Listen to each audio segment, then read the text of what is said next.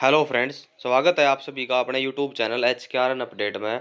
Friends, Haryana सरकार के द्वारा सारा डाटा मांग लिया गया है कि कौन से ऐसे कर्मचारी हैं जो कि आउटसोर्सिंग पॉलिसी पर लगे हुए हैं, या तो वो पार्ट 1 में पार्ट 2 में लग रहे हैं, या फिर हरियाणा कौशल रोजगार निगम के अंडर में काम करने लग रहे हैं, जिनको 5 साल से ज़्यादा हो गए हैं काम करते हुए। उन सभी का डाटा हरियाणा सरकार के द्वारा मांगने का काम किया गया है। अब जितने भी कर्मचारी हैं जिनको 5 से 7 साल हो गए काम करते हुए, उनको पक्के करने की पॉलिसी बनाई जाएगी। ठीक है। जैसे ही नए सीएम ये श्री नायब सिंह सैनी ने शपथ ली है, उसके बाद 1-2 दिन बाद ही उन्होंने एक्शन ले लिया है कि भाई सभी डिपार्टमेंट से डाटा मांग लिया कि भाई अपने अंडर में जितने भी कर्मचारी काम कर रहे हैं, चाहे वो सी ग्रुप में है या डी ग्रुप में है, सभी का डाटा दो जिनको 5 से 7 साल काम करते हो गए हैं। उसका ऑफिशियल लेटर जारी कर दिया गया है। चलिए मैं आपको लेटर दिखा देता हूँ। तो ये देख लीजिए फ्रेंड्स, ये वाला वो लेटर है जो कि हरियाणा सरकार के द्वारा ह्यूमन रिसोर्स डिपार्टमेंट यानी कि HR डिपार्टमेंट के द्वारा जारी किया गया है। डिपार्टमेंट के सभी हेड को ये लेटर जारी किया गया है। इसका सब्जेक्ट है information regarding the contractual employee who are working in various department board corporation more than 5 से 7 साल।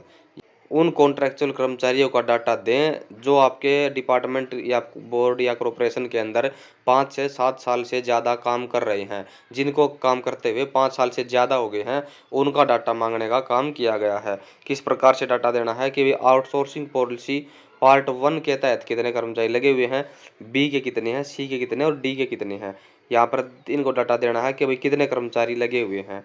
यहाँ पर लिखना है कि जिनको 10 साल से ज़्यादा हो गए काम करते हुए, उनका डाटा यहाँ। जिनको 7 से 10 साल हो गए यानी कि 7 साल से ज़्यादा हो गए हैं और 10 साल से कम हो गए हैं, उनका डाटा यहाँ देना है। और जिनको 5 साल से ज़्यादा हो गए और 7 साल से कम हो गए हैं, उनका डाटा यहाँ पर देना है। इसी प्रकार से जो पार्ट 2 के तहत लगे हुए कर्मचारी, आर्ट्रोन के तहत, या फिर ये जो पार्ट 1-2 पॉलिसी है, इससे अलावा कोई कर्मचारी लगे हुए हैं, जैसे कि ये हरियाणा कौशल रोजगार निगम के अंतर्गत लगे हुए हैं, ये सभी कर्मचारी आउटसोर्सिंग पॉलिसी पार्ट 2 और पार्ट 1 से अलग हैं। तो इनका डाटा भी देना है कि भाई सी ग्रुप में कितने कर्मचारी हैं, डी में कितने कर्मचारी हैं, जिनको 5 साल से ज़्यादा काम करते हो गए हैं।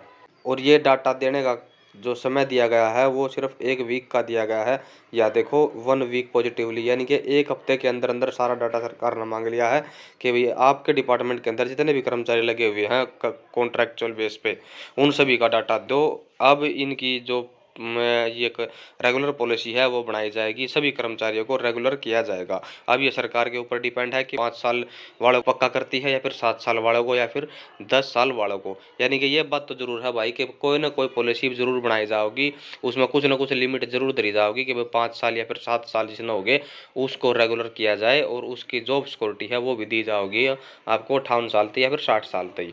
तो ये आपके लिए एक बहुत ही अच्छी न्यूज़ है कि जिस चीज़ का आप साथी बड़े वेट कर रहे थे कि भाई हम पक्के हो जाओगे, तो आपके लिए कोई ना कोई पॉलिसी जरूर बनाई जाएगी। अब दूसरी बात देख लेते हैं कि भाई रोहतक में डाटा एंट्री ऑपरेटर को हटा दिया गया है। वो किस कारण से हटाया है, उस न्यूज़ पर भी एक बार नज़र डाल लेते हैं। ये देखो भाई, ये है वो न्यूज़ कि डाटा एंट्री ऑपरेटर को हटाया है, जो कि हरियाणा कौशल रोजगार निगम के अंतर्गत काम कर रहा था। हरियाणा एंटी करप्शन ब्यूरो की टीम ने रोहतक जिला में नगर निगम कार्यालय में हरियाणा कौशल रोजगार निगम लिमिटेड के अंतर्गत कार्यरत data entry operator Joginder Singh को 11,000 की रिश्वत लेते हुए गिरफ्तार किया गया है। यह डाटा एंट्री ऑपरेटर था, ये हरियाणा कौशल रोजगार निगम के अंडर में लगा हुआ था। एंटी करप्शन ब्यूरो ने इसको 11,000 रिश्वत लेते हुए गिरफ्तार किया है।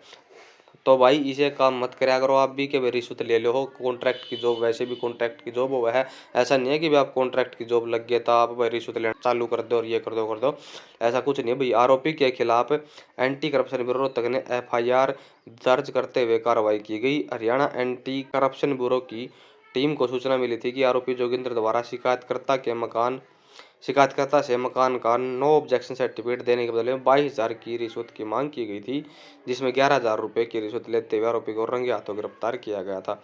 तो भाई आप इसे काम मत किया करो कि भाई रिश्ता आपकी नौकरी खतरे में आ जावे, जैसे कि इस भाई ने किया है। भाई ये जो नो ऑब्जेक्शन सर्टिफिकेट देने के बदले में 22,000 रिश्वत की मांग कर ली और इनने शिकायत कर दी होगी, और एंटी करप्शन ब्यूरो ने आकर छापा मार दिया, रंगे हाथों पकड़ लिया और इस भाई की नौकरी गई। और ऊपर तो जो है कार्रवाई होगी, कानूनी कार्रवाई, वो अलग से होगी। तो भाई ये वाली इन्फॉर्मेशन जो आपके साथ शेयर करनी थी। उम्मीद है कि सारी जानकारी आपको समझ में आ गई होगी। इसके बाद भी कोई डाउट बचा तो कमेंट बॉक्स में कमेंट कर देना।